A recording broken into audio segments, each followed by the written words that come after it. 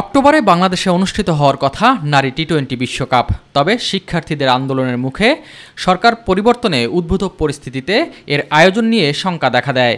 বিষয়টিকে গুরুত্ব সহকারে দেখছেন অন্তর্বর্তীকালীন সরকারের যুব ও ক্রীড়া উপদেষ্টা আসিফ মাহমুদ সজীব ভুঁইয়া। দায়িত্ব নেওয়ার পর সচিবালয়ে প্রথম কার্যদিবসে নারী বিশ্বকাপ আয়োজন নিয়ে আসার কথা জানান তিনি। সবচেয়ে গুরুত্বপূর্ণ হচ্ছে সিকিউরিটি এনশিওর করা। সিকিউরিটি এনশিওর করার ব্যাপারে স্টেট লেভেল থেকে কিছু কাজ করার ব্যাপার আছে। আমি আজকেই যমুনাতে গিয়ে ইউনুস স্যারের সাথে এই বিষয়ে বিস্তারিত কথা বলবো এবং তিনি একজন ক্রীড়াপ্রেমী মানুষ, তিনি অবশ্যই এটিতে আমাদেরকে সহযোগিতা করবেন। সরকার পতনে বিসিবি সভাপতি সহ বোর্ডের অনেকেই এখন আত্মগোপনে রয়েছেন।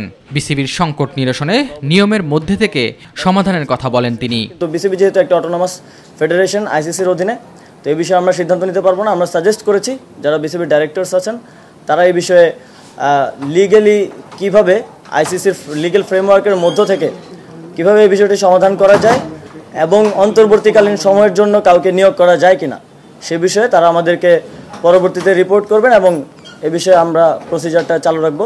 এ সময় শেখ হাসিনা জাতীয় যুব উন্নয়ন ইনস্টিটিউটের নাম পরিবর্তনের কথাও জানান নতুন ক্রীড়া উপদেষ্টা।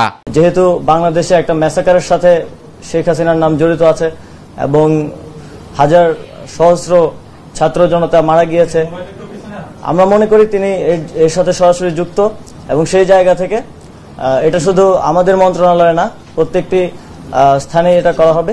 তো শেখ হাসিনা জাতীয় যুব উন্নয়ন ইনস্টিটিউটের নামটা আমরা পরিবর্তন করে বাংলাদেশ জাতীয় যুব উন্নয়ন ইনস্টিটিউট করছি। এস এম আরিফ, মাই টিভি, ঢাকা।